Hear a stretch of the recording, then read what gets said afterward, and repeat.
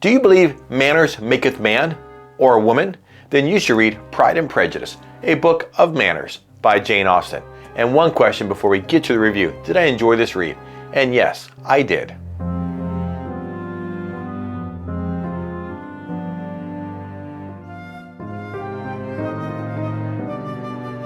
Welcome to Whiskey and Literature. I'm your host, Captain Mike, and I'm reading and reviewing 52 books in 52 weeks in 2023. This is my 34th book review of the year so far, Pride and Prejudice by Jane Austen. And before we get to the book, let's talk about the author, Miss Austen. Jane Austen. She was born in 1775, died in 1817. She was educated at a boarding school until the fees became too high for her family, and then she finished her education by reading and studying her brother's textbooks. She began writing poems and stories for her family beginning at age 11. And this part of her story reminds me of the Bronte sisters and that creativity that family had as well. Okay, specs and stats for Pride and Prejudice. This was originally published in 1813, and it was published anonymously. It just said by the author of Sense and Sensibility. I bought my copy at the Goodwill bookstore for only $3. And it has 369 pages in it. And I did listen to a small portion of this book on Audible as well, where it's narrated by Rosamund Pike for 11 hours and 35 minutes. Okay, style of Pride and Prejudice. It is, of course, a romance novel, and is told primarily through an omniscient narrative style of view from Elizabeth's point of view. Themes include love, marriage, social class, prejudice, and the role of women in society. The very main characters of the story are the Bennets and the Bingleys, and Mr. Bingley's best friend, Mr. Darcy. On to the plot. Mrs. Bennet has 5 daughters, and she wishes them all to get married. And that's the plot. Jane, Elizabeth, Mary, Kitty, and Lydia. And the book starts when Mrs. Bennet hears that Mr. Bingley, a wealthy bachelor from London, has leased a nearby estate. This immediately piques her interest, and she wants to marry one of her daughters to Mr. Bingley. Mr. Bingley, he likes Jane.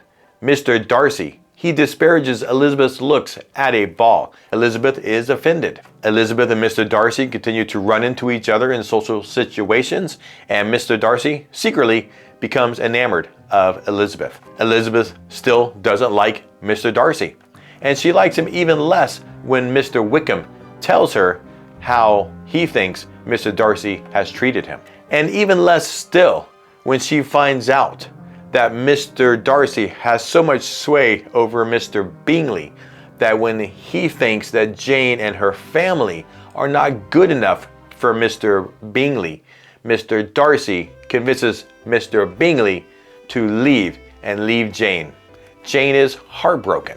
And despite all of this, and proving what idiots guys are, Mr. Darcy proposes to Elizabeth, which, of course, he's turned down.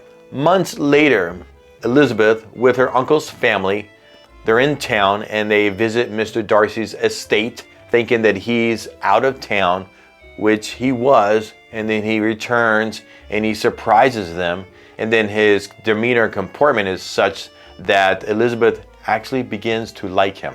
And he gains another point with Elizabeth when she finds out that he didn't want her to know at what great expense and trouble he went to get Wickham to marry Lydia, who he had basically run off with. Darcy's aunt, Mr. Darcy's aunt, tells Elizabeth to stay away from Mr. Darcy, and if he proposes to her, she has to turn him down because she wants to marry her daughter to Mr. Darcy. Elizabeth refuses to accept or agree to this and tells her to get out. Mr. Darcy, he proposes to Elizabeth again, and she accepts.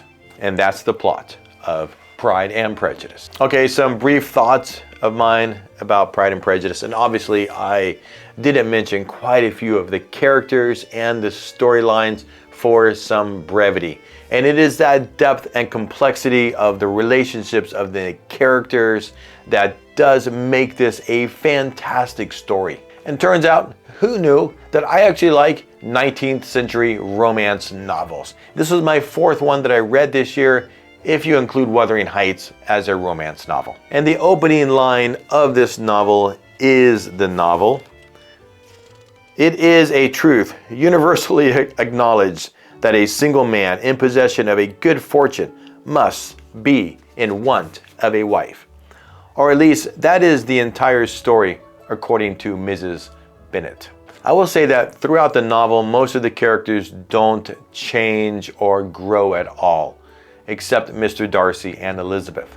And even then, it's not so much a growth as it is just a acknowledgement and a correction of their hasty judgments and haughty pride. Mrs. Bennet is as foolish and loud, Mr. Bennet as dry and sarcastic, Lydia as flirty and frivolous, and Lady Catherine as condescending at the end of the novel as they are at the beginning. And I do think this novel and all novels deserve to stand on their own as a comparison to others. But I read Jane Eyre and I read this, and one thing that I really liked about Jane Eyre compared to Pride and Prejudice is we grow up with Jane Eyre. We see her from 8 years old on, and that meant a lot to me growing up.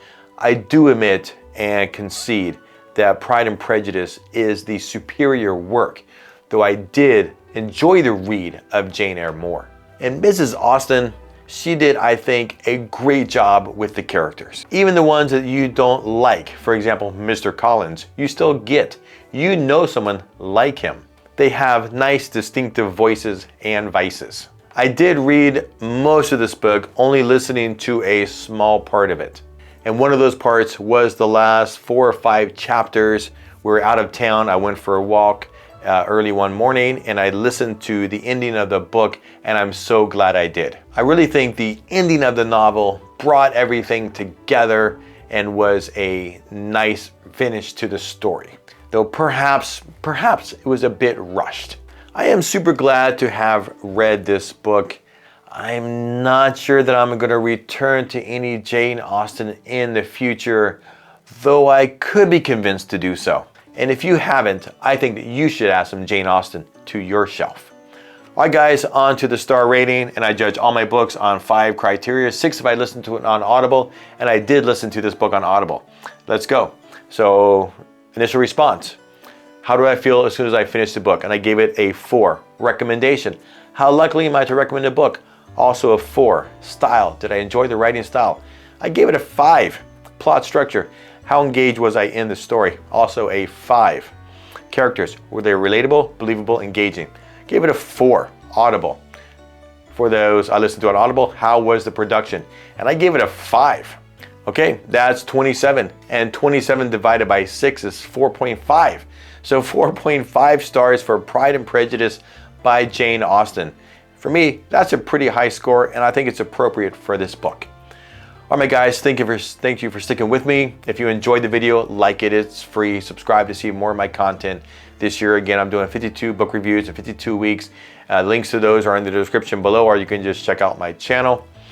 The channel is called Whiskey and Literature, so I also do whiskey reviews. So if you're into that, feel free to check those out as well. But for now, my friends, you know what to do. I hope you're reading something good and drinking something great. Turn the page and stay thirsty. Cheers.